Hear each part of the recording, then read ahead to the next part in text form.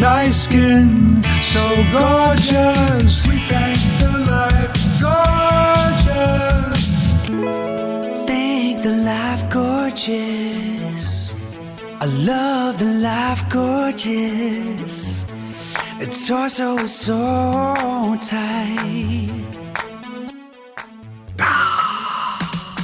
Ladies and gentlemen, welcome to Life Gorgeous. My name is Lord Kilby, a.k.a. Craigers. We have a powerhouse roundtable today. Two of my returning friends. They are friends that are returning. Hank Perlman and Caleb Dewart. Bring them in. Here they are. Let me do a proper introduction. Your guys' energy is a little overwhelming. Hank is the CEO of Hungry Man, a leading production house for commercials. Caleb is the chief executive officer of Hungry Man, the point guard. I don't know if that's true, but I'm not sure if this is right, but Caleb will call Swanson's TV dinners and ask if they want to do a commercial, or he'll call Taco Bell and say, let's sell some of your disgusting burritos. Is that your job, Caleb? Sure. Let's just say yes. Hank, what is your job? What's your title?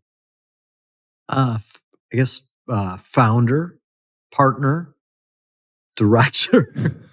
Commercial director. I wanted to say CEO because I want people to be impressed. CEO.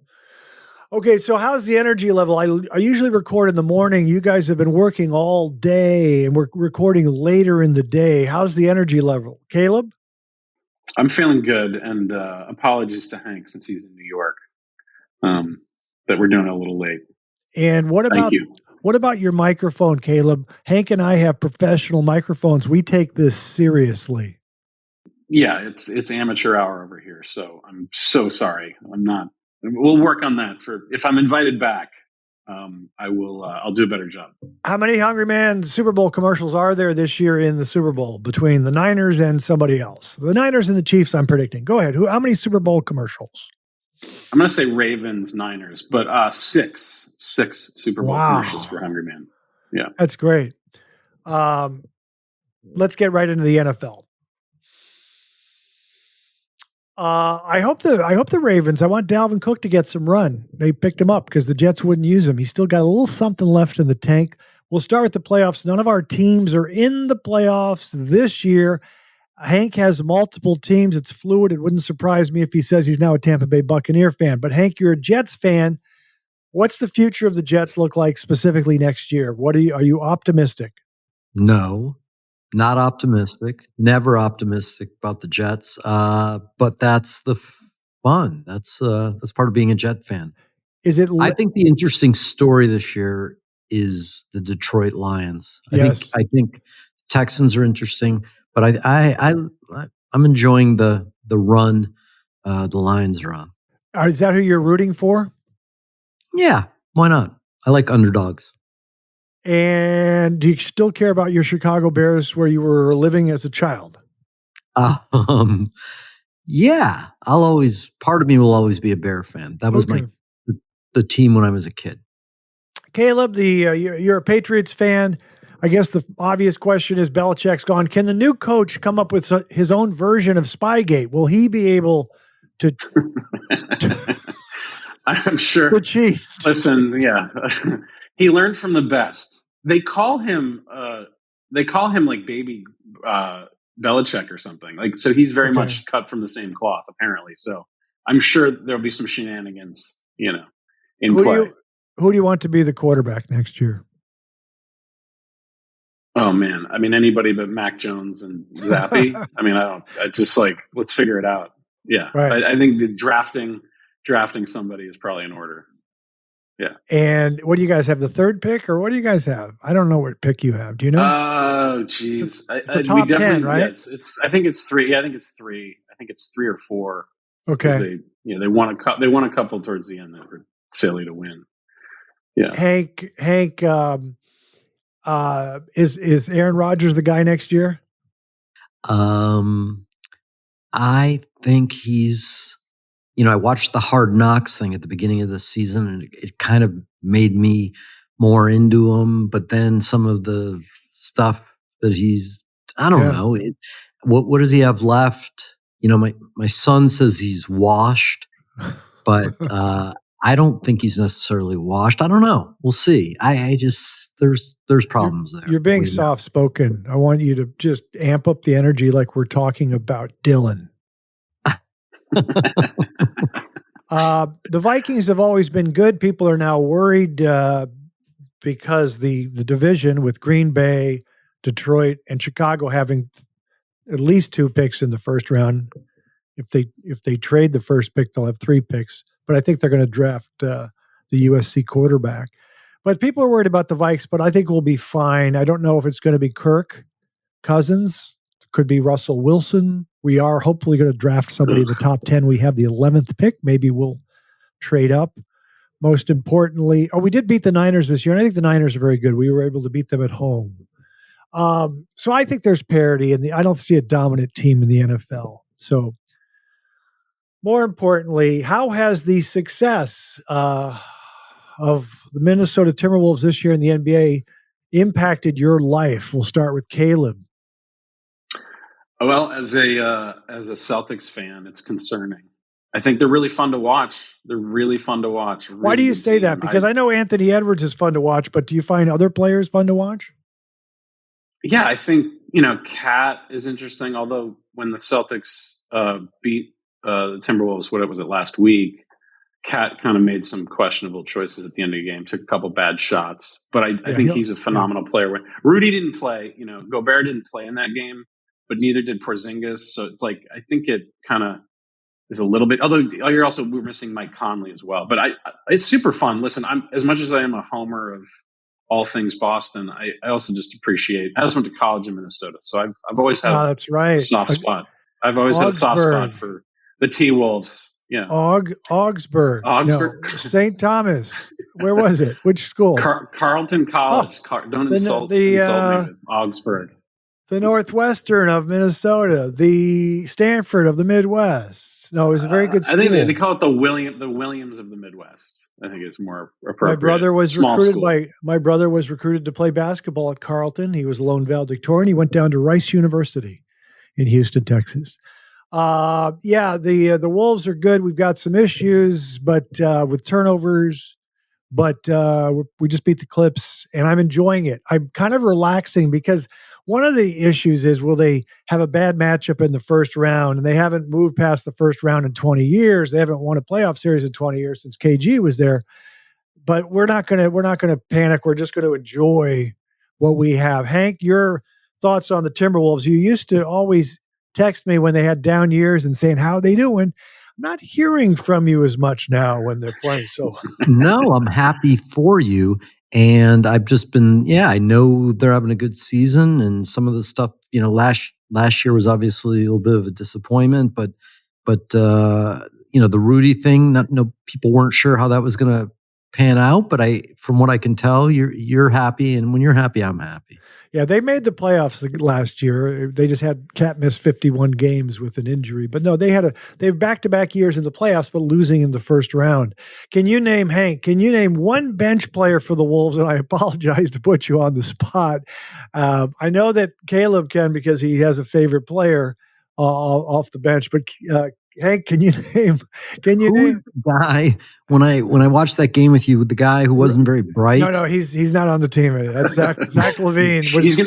They were trying to play. He's going to say J.R. Ryder. He's going to say J.R. Ryder. No, they were trying to play Zach Levine as a point guard, and Zach Levine's a shooting guard, and it didn't work out.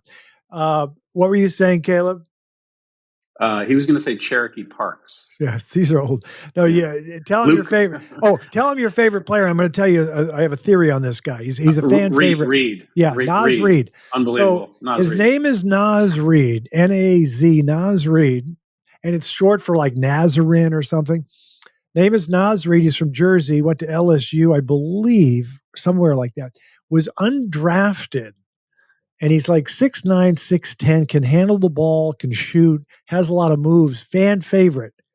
And I believe, I don't want to ruin it for people, but if his name was Joe Reid, I don't think he would be as popular. I think it's the magic of Nas, because they call him the Wizard of Nas.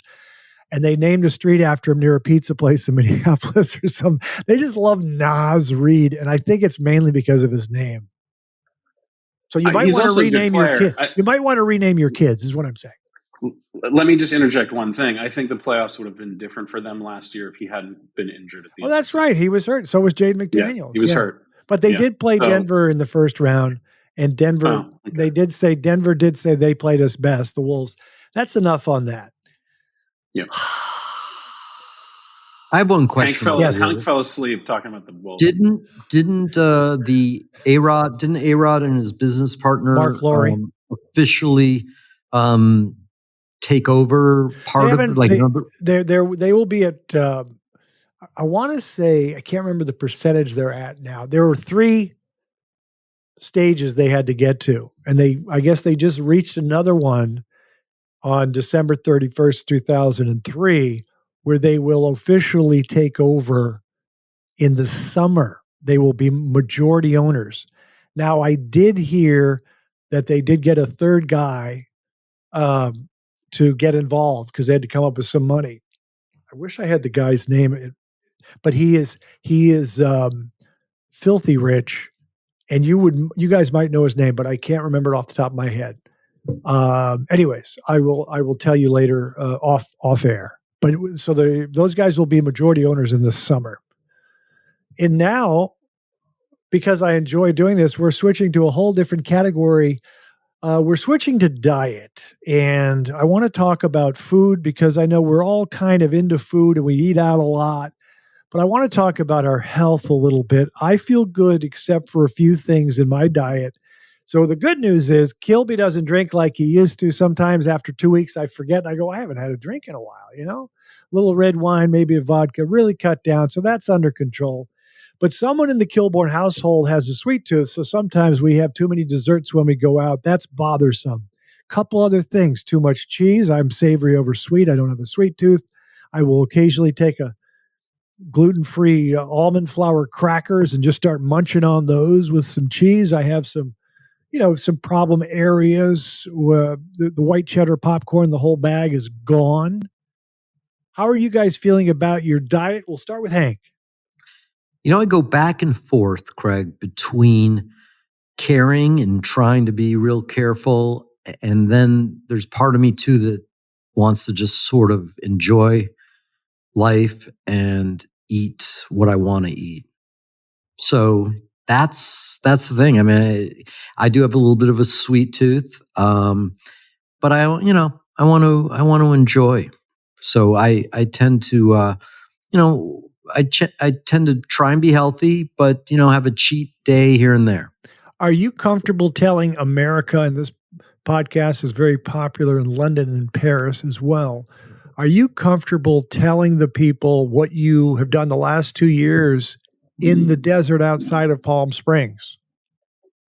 Well, there's some details that I'd like to leave out, but yeah, I go to a health retreat or a health spa, where you do some kind of cleansing, detox, you can call it.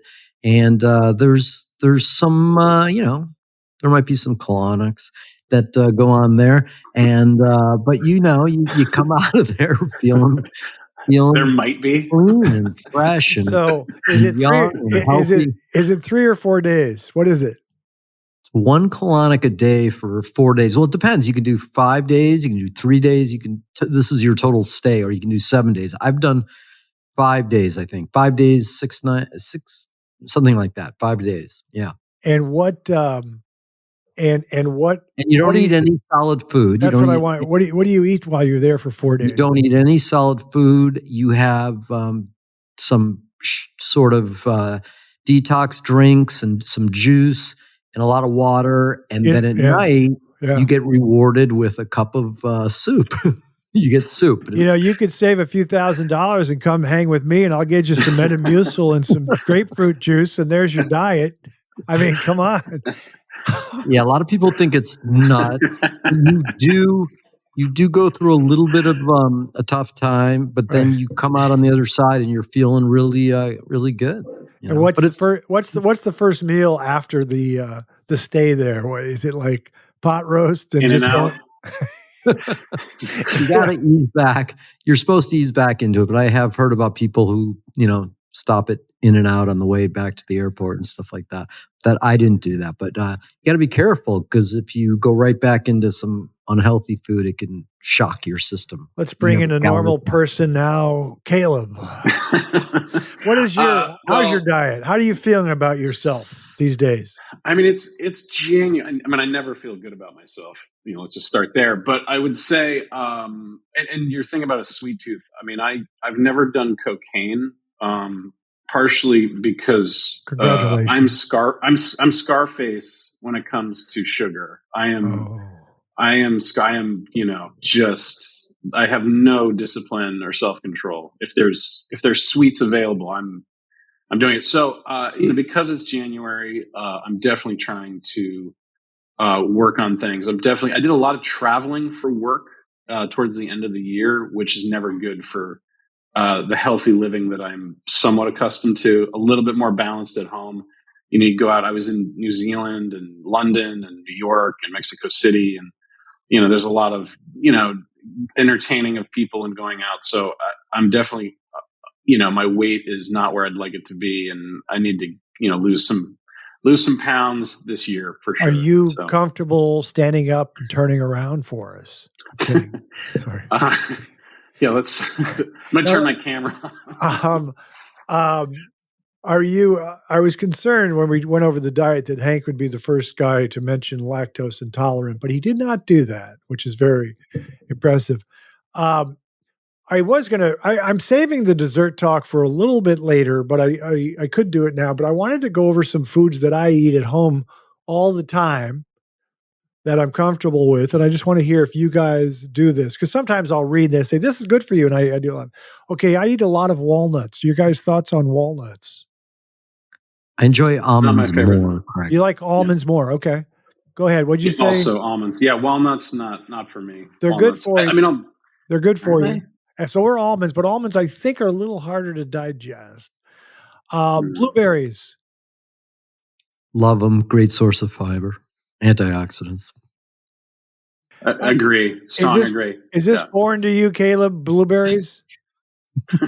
I know it looks like I've never eaten a blueberry in my life, but I do regularly consume blueberries. I put them in smoothies. Okay.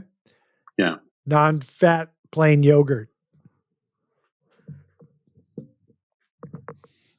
Big reaction there. No, I'm trying to avoid dairy. I try to avoid dairy. Okay. Quinoa.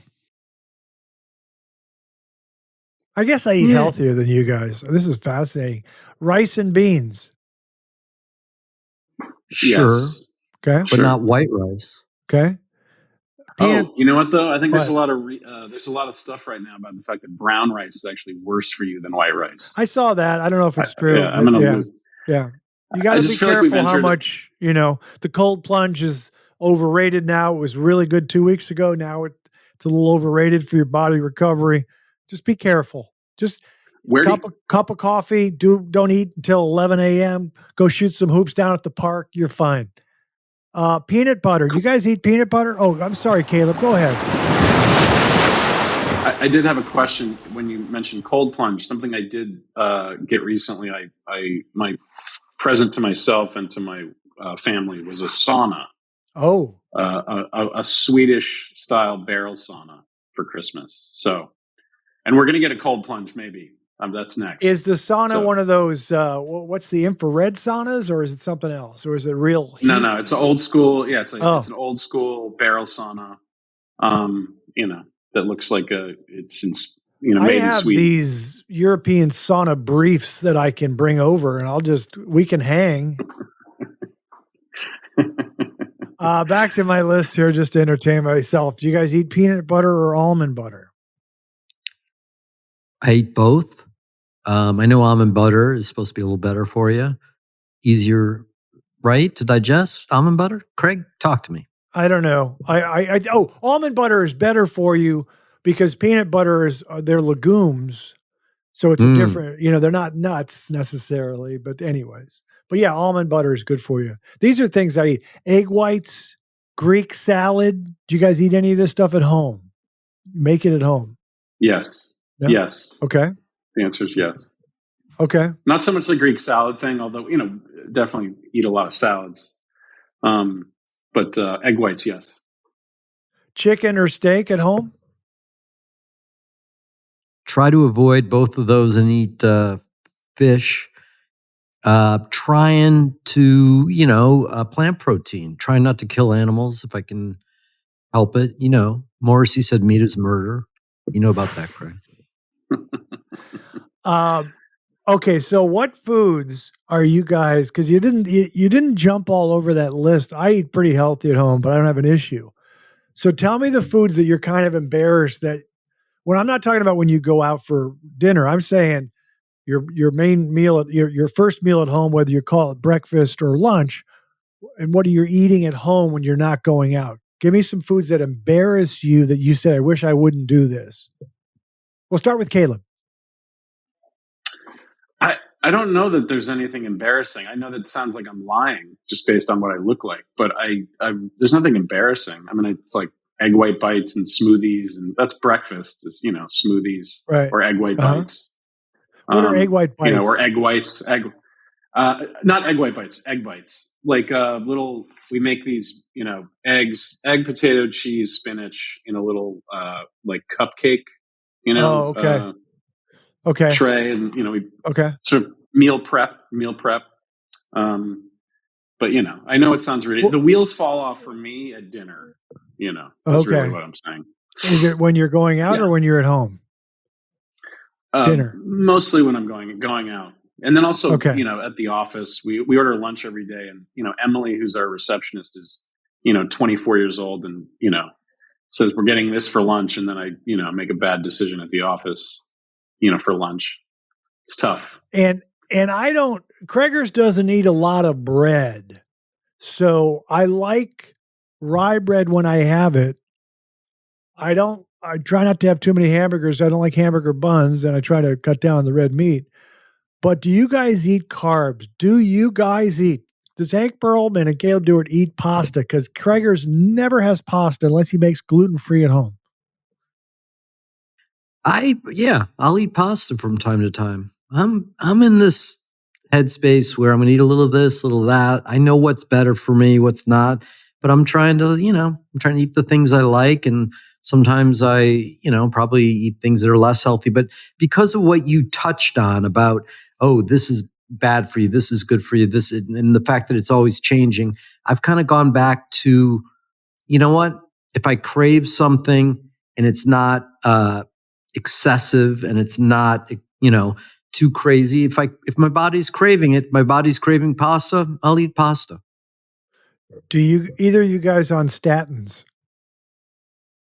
Yes. No. I started taking a statin about 6 months ago. How's it going? It's going great. No side effects. No cramps. Very low dosage. No muscle cramping at the beginning. No. Okay, that happens sometimes, and then your body gets used to it. I think I'm on one of the newer ones. I'm on one of the newer ones, and I think I'm on a lower dosage. Final question before we go to the three comedies. Does Hank, do you ever worry about Caleb's prostate? Yes and no. No, I don't worry about Caleb's prostate. I worry maybe a little more about my own prostate. I don't know. Caleb? I'm not worried about my own prostate. I had a prostate exam, not too long ago, and it seemed like I'm doing okay. So, okay, didn't want to hear about that. Not bragging. Not bragging. Almost sounds like you are. It almost sounds like prostate pride. I was going to do this other thing where I'm going to do it with Gibby and Goldie, where I do an interview where I just say, prostate, go. And then they just have to go. Okay. And Belichick, go. Like just okay. It is time, ladies and gentlemen, for your top three comedies of all time. And I told you about it earlier. You guys prepped, and Hank, you were concerned, and I don't know what it was, that someone was going to say Groundhog Day in their top three, and you have a problem with that? Tell me why. I have a huge problem with that. I think there's 3 to 5 Bill Murray movies that are better than Groundhog Day, funnier, better comedies. So I think Groundhog Day is a little overrated. I think my understanding was that Bill Murray and, he didn't like the way it turned out. He wanted it to go in a little bit of a darker direction. It ended up kind of being a little bit, I think, not as funny as it could have been. And I don't know. I think, I like when Bill Murray was even more, subversive and kind of angry and darker. I'll take Stripes over Groundhog Day anytime. I'll even take Meatballs. I'll take Meatballs over Groundhog Day. What about Bob? That's crazy. What about Bob? Better than Groundhog Day? I'd say I'd put those two in the same category. It's not, neither one's classic Bill Murray for me. So I was trying to think where Bill is the funniest. And this is a commercial success, but he was very funny in the first Ghostbusters. Oh, yeah. And I looked up the rating. Not that the rating, but the ratings are pretty consistent. These are what, on IMDb, it's occasionally they're inconsistent. Like I said, with The Firm, which was under a 7, it was a 6.8. Now it's up to a 6.9, maybe because I've been talking about it. But Groundhog Day is an 8.0, which is very high. Ghostbusters is 7.8. I know. So that's one of the reasons people like Groundhog Day. I know people like it, and I think it's and you're overrated. You're a Bill fan. I'm a huge Bill fan. Right. And I know, Andy McDowell, boom. I'm with you on Andy McDowell. Do I have a moment to yes, to retort take your time. or whatever? I think it's a brilliant film. I think it's brilliant. I think that Bill Murray should have won an Academy Award for his role. I agree with you that Andy McDowell in Groundhog Day. I think, I'm not saying that. But we're talking comedy. Wasn't the category comedy? You're talking brilliant film. Well, he did have a lot. I don't know how many times, Hank, you've seen Groundhog Day, but I rewatched it. It doesn't blow me away, but he does a lot of lines that are subtle when he's just talking to people, and then he says like throwaway lines that are hilarious. So that might be funnier than you realize. I think Hank, I would, ask you to reconsider, maybe rewatch it, revisit it with your kids.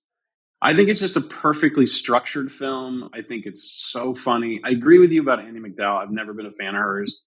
I think I'd love it, in spite of her. She's definitely sort of has a flat affect. She's perfectly fine in the role that she plays in that film.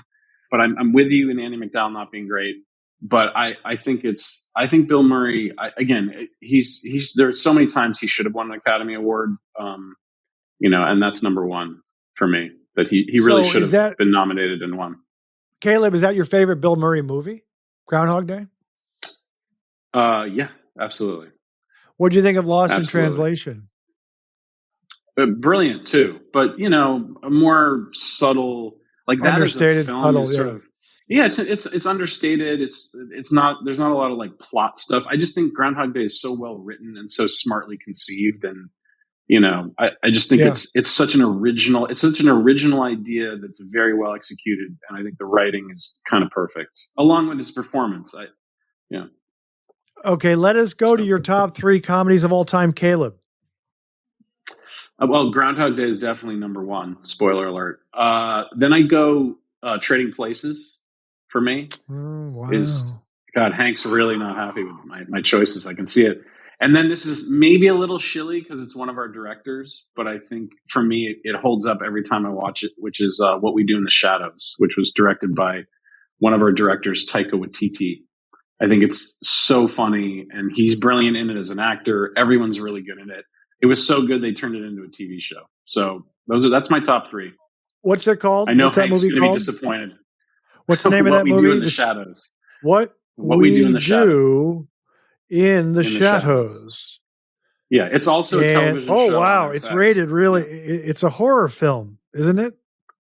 No. Is it a horror film? It's about vampires. Yeah, it's a comedy. It's about vampires that are living in a flat in Auckland together in modern times. And well, it has an extremely high rating. Oh no, this is 5 seasons. That's a television show. What We Do in the Shadows. Yes. Where's the? You said it was a movie though, right? Correct. Yeah. I can't. I have to. I'm find sure the movie. it's also very highly rated. It's also highly rated. I'm sure. But that's Hank, I know you're going to chastise me later offline, but that's my top 3.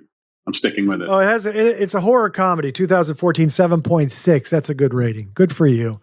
Hank, your top 3 comedies of all time. And you can't mention Bad News Bears, because I know that's one. Go ahead. Does The Bourne Identity count as a comedy? I know you love that movie, Craig, and it makes you laugh. So no, I'm going to be more literal about comedy. I think some of the movies you mentioned, Caleb, like the concept of the movie Groundhog Day, you didn't really talk about it as a comedy. So I'm going to talk about movies that I think are classic comedies. But he didn't talk about it as a comedy. He was going. He named it comedy, and then he said how good he thought the structure was and the storytelling and Bill's performance. Did you want him to say it was so funny every time Bill woke up and blah blah? Yeah. Well, anyways, to me, a great comedy.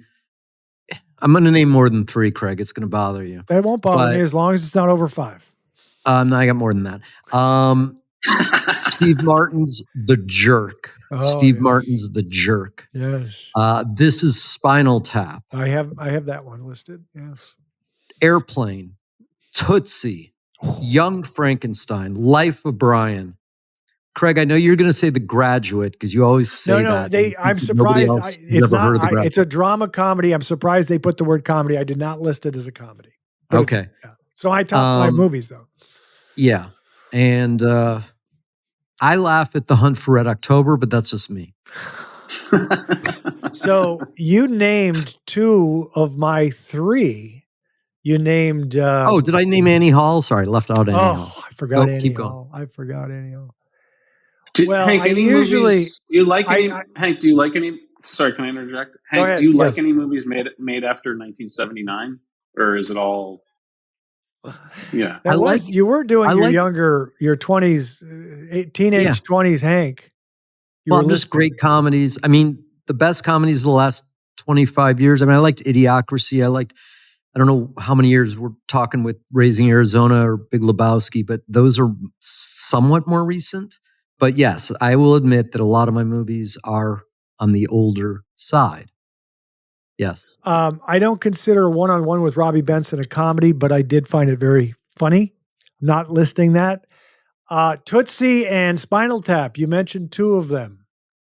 Those are, I like Tootsie. It was special because it was in college, and I had heard all about earlier, there's big buildup to a movie called, now I'm forgetting the name of it. It's the famous Spielberg movie with the green finger.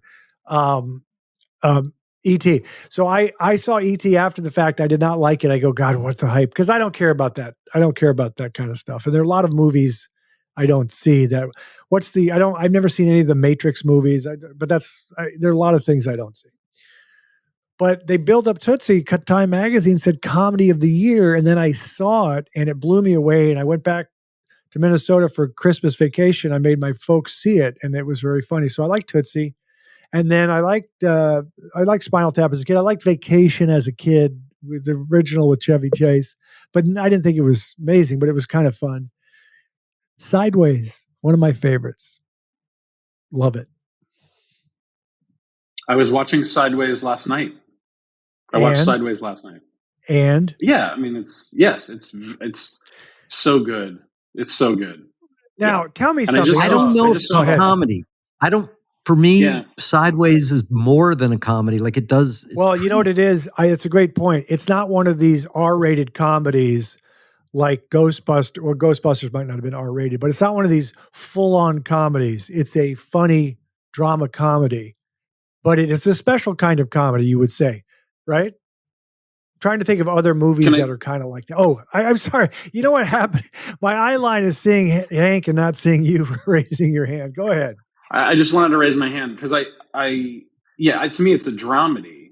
Right. It's similar to the Holdovers, which Alexander Payne just came out with, in December, is also really, really good and funny, really funny, but also kind of touching and all the things. Going back to Tootsie, which I think is an amazing film. It's so good, and Dustin Hoffman. I mean, he's perfect in it, and Gina Davis is like, she's great in it. There's like, and I mean, everyone is so good in that. Right. Wait, no, isn't Gina Davis in it too? Or am I getting Gina Davis has sort of a minor role. Yeah. Gina Davis has a minor role. Sorry, Jessica Lange. Yes, apologies. Everyone is so good in it. What about Bill Murray? To me, it doesn't steals it. Arguably steals. Also funny. Yeah, no, he's great in it too. But to me, it's also not a comedy. Exactly. It's sort of it's a comedy. It's like it's a comedy. But you guys are you're getting I think confused with the comedies like Meatballs and Stripes and Hangover and Old School, these full-on sophomoric comedies as opposed to more adult comedies like Tootsie. By the way, Caleb, I always think you're younger. Did you see Tootsie when it came out in like 82, or did you see it after the fact? Yeah, in the theater. Yeah. Oh, cool. How old were you? Were you a teenager or high school or? No. It came out in 82. Yeah, 83. 83.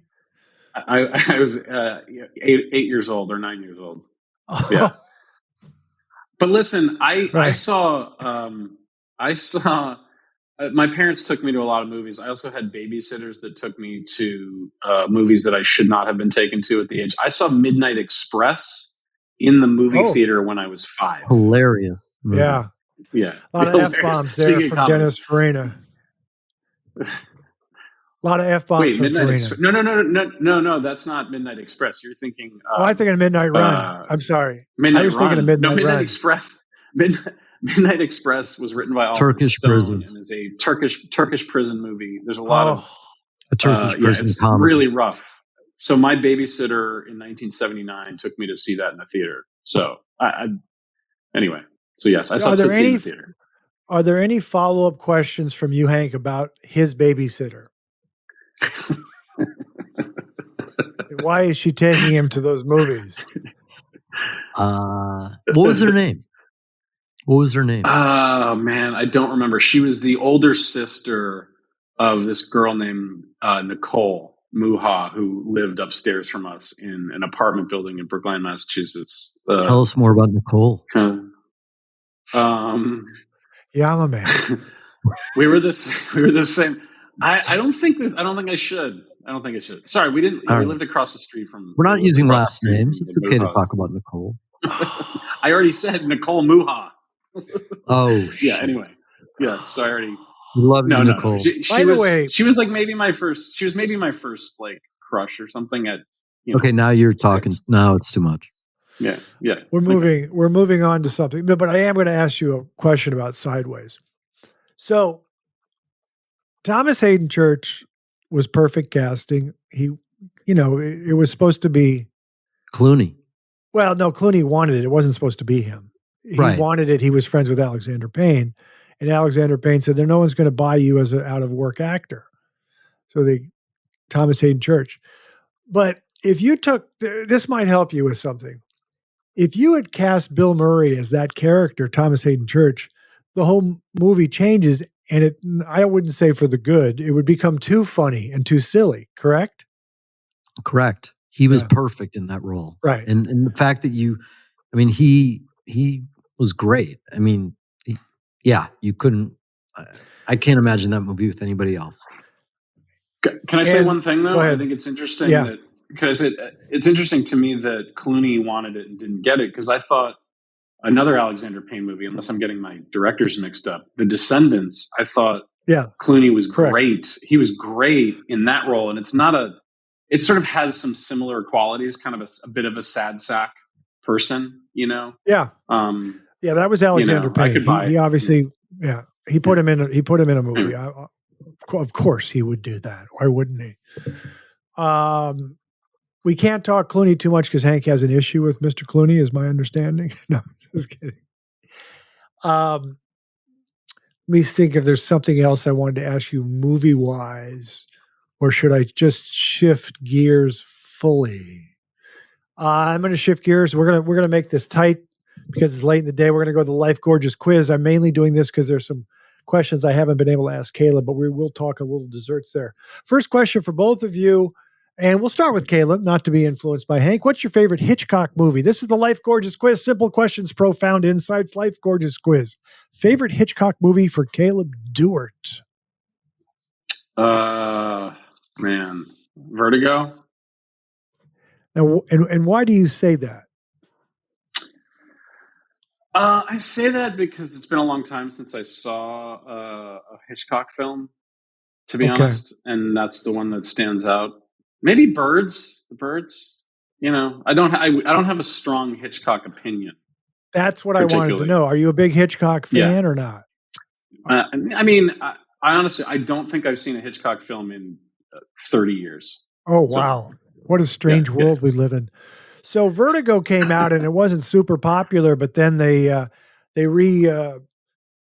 redistributed it. I guess it was not being shown for years, and then in the 80s it came back.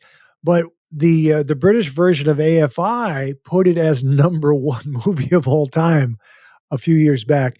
And Vertigo is interesting because it's a little slow moving and meandering, but it's hypnotic with the Bernard Herrmann soundtrack and blah, blah, blah. My favorite is North by Northwest, but I like so many. Strangers on a Train, etc. Birds is great. A lot of people like Rear Window. Hank, do you have a favorite Hitchcock movie? I know we named mine North by Northwest. Yeah. Far and away my favorite Hitchcock movie. And that's kind of that's a bit of a romantic comedy. And I know that you mentioned something that I've heard from so many other people, and I can't figure out what it is, but they love the scene on the train when they meet on the train.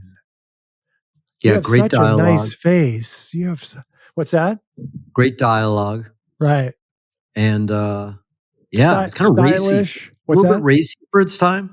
Yeah, they actually. I never make love on an empty stomach is what she originally said, and they had to take it out. I never discuss love on an empty stomach because they were going to eat some trout, which was a little trouty.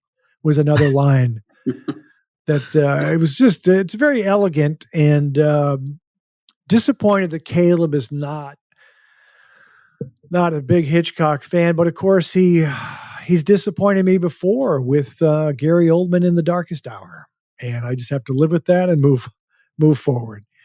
I feel like I've disappointed both of you today. I'm sorry. Here we go. I'm moving to another. This is part of the Life Gorgeous Quiz where we got sidetracked. I'm going to start with Caleb because I don't know how much have we talked music in the past. What's your favorite Beatles song, Caleb? Ooh, favorite Beatles song? Don't Let Me Down. Okay. That's a good one. Or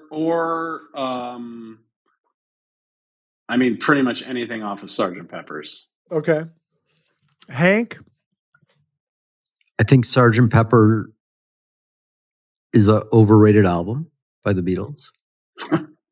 I think my favorite Beatles song, and it's more for personal reasons, I like, and it was a John Lennon song, In My Life. How pretty is Michelle?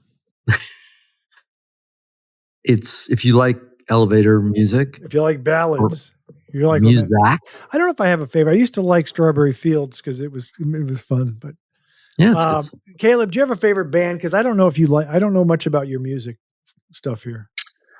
Favorite band is tough. If you're like, truly, am I having? Beatles are definitely top 3, maybe number 1. But I also really enjoy Led Zeppelin, and I do really love Bob Dylan. That's not a band, but I do love Dylan. That's probably top 3.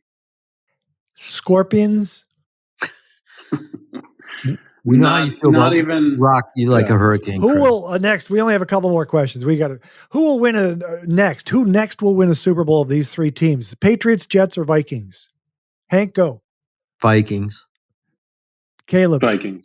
Really? Vikings. I thought you guys would be optimistic and say your own team. I guess you're being realistic. We're sucking up to you, Craig. Okay. I disagree. I think I think the Vikings are a good team. I think what I like is the idea of Kirk Cousins being the quarterback next year and the Vikings drafting a Caleb Williams or somebody. They do the Jordan Love thing where the guy actually has a minute to learn, right? And and be under a great quarterback, because I do think Kirk Cousins, not to get sidetracked on this, but I think the Netflix series quarterback was really good, and it made me really enjoy Kirk Cousins, even though I'm not a fan of his politics and stuff and his religious stuff, but I do really like him, and I was rooting for him, and I was bummed he got injured. But I think he'd be a great person to kind of teach someone young how to be a good quarterback. The weirdest thing was he was having his best year statistically before he got hurt. Like, I didn't think he could go to that level. He's always been accurate. He's just not the most mobile guy. What's weird? Tom Brady wasn't mobile, but he knew how to shift in the pocket, and he was strong. And Kirk is kind of quick, but not really. And our offensive line played really well this year. So I don't think they could draft. Caleb Williams is the guy from USC, correct? Yeah. So I think the Bears are going to take him. Now, if the Bears decide to stay with Justin Fields, then it changes, and they're going to trade that and get some more picks. But but that's the goal, is to trade up and get somebody in the top 10. Okay, cool. So I'm going to do, because Caleb has not done top 3 sandwiches. Hank has. I haven't had Caleb on for a while, so I'm going to do Hank top 3 desserts, and then I'm going to do Caleb sandwiches, and then we're done. Hank, top 3 desserts. There's one that I believe has to be on there. Go ahead. Key lime pie. That's good. That's not the one that I want on there, but I love key lime pie, and I think I love key lime pie. But that's not the one that has to be on there. But I want you to hear your top 3. Pecan pie. Oh, it's too sweet. No such thing, Craig. Give me a good piece of chocolate cake any day. Creme brulee. Everybody likes creme brulee. Very sweet. Very good. Very sweet. Okay. Is that a pie, though? Or was it desserts? You said desserts. Desserts. Period. Okay. I like tiramisu. I know it's a little 80s. Okay. But there's not, what's the one you're looking for? Cheesecake. Yeah, cheesecake. Okay. There's different types of cheesecake. That's like a true. New York cheesecake, or more of like a icy, like Sara Lee cheesecake. Right. I don't eat Sara Lee anymore. Unless Hungry Man's doing a commercial, then I'll be obligated because I'm loyal. Caleb, this is one of my favorite questions. I've been doing it for a while because I don't eat a lot of carbs, but I love sandwiches. Top 3 sandwiches of all time for Caleb Dewart. Take us home. Top 3 sandwiches. Number 1 for sure is banh mi. Okay, tell me. Now, wait, somebody else said that, and I actually forgot what it was again. Please tell me. There's different kinds of, it's a Vietnamese sandwich. There's definitely different types of banh mi. I would specifically pick like a roasted pork banh mi. So it's roasted pork, usually some sort of aioli, jalapenos, cilantro, shredded carrots, usually.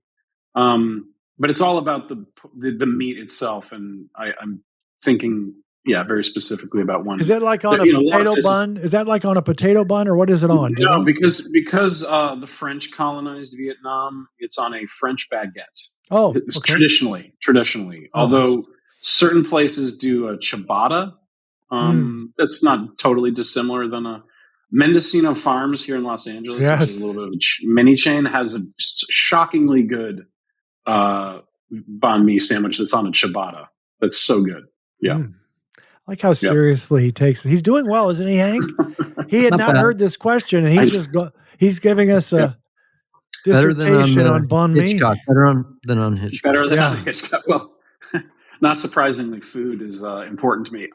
So that's number 1. I need 2 more.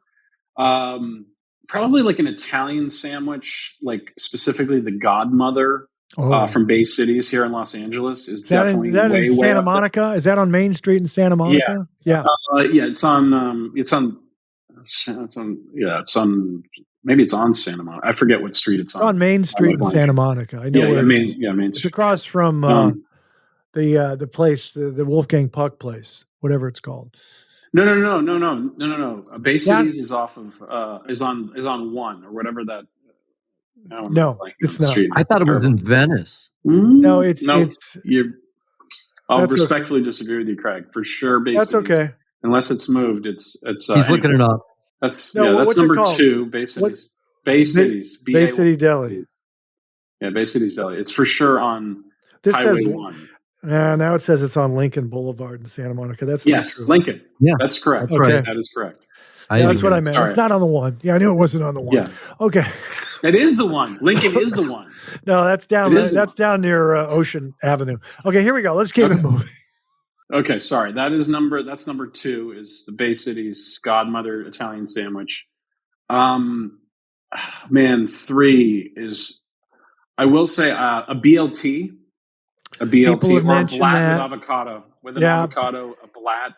I will say maybe the favorite, I might revise and say that banh mi as a genre is probably one of my favorites, but my favorite sandwich I've ever eaten in my whole life was a lobster BLT. Oh. A lobster BLT from LA Farm. Do you remember LA Farm? I don't think it even exists anymore. LA Farm had a lobster BLT that was bacon, lettuce, tomato, lobster, and avocado. That was the best sandwich I've ever had. Mine are going to seem somewhat pedestrian with all these exotic ones you've mentioned. The Reuben, I like sauerkraut Reuben on pumpernickel or rye, either corned beef or pastrami. I'm going to name a cold sandwich. Kilby loves chicken salad, walnuts, grapes on toasted rye, cheddar cheese, red onions. I love red onions. And finally, Hank actually mentioned this on when he did top 3 sandwiches, the very controversial tuna melt. Your reaction? All good choices. Those are great choices. Out of curiosity, do you have a specific, do you like Langers for a Reuben? Good question. People have asked me that. I haven't tried Langers. I honestly don't have Reubens very often because they're not that healthy. But I did go out to Billy Reid's in Palm Springs and have a tuna melt. And tuna melts are pretty satisfying. I mean, I don't find them as intense as a Reuben, just to let you know. You like tomatoes on your tuna melt, Craig? I rarely, sometimes I do that. Yeah. Guys, this has been fun. I'm going to watch the political part and see how much we're taking out or keeping in. That's a good call. Don't want to offend anybody. If you guys have any notes, maybe I'll take it up to Paul Norling and have him edit the crap out of it and add some music. If you could just bleep out anytime someone says the word woke, that would be great. Yeah. Honestly, for the longest time, I said I never used the W word on the podcast. And then I used it a little bit because people are talking about it. But some of my friends, you got to be careful with it because we're all very sensitive and compassionate to the issues. But then people have taken that word and twisted it up. So that's how that works. Proud of you guys. Yeah, sorry, Craig, if the energy was a little low. Maybe it is because it's later in the day. I don't know. Sorry about that. It was. And I always like to record in the morning. If I was on the East Coast, I would have been almost as boring as no. That's okay. We'll pump it up. I'll edit around your. Fix it in post. Yeah. Fix it in post. Good call. Thank you guys. Appreciate it. Thank you, Craig. Ladies and gentlemen, that's our show. I want to thank Caleb Dewart and Hank Perlman. We'll see you next time. And remember, young people, I'm proud of you.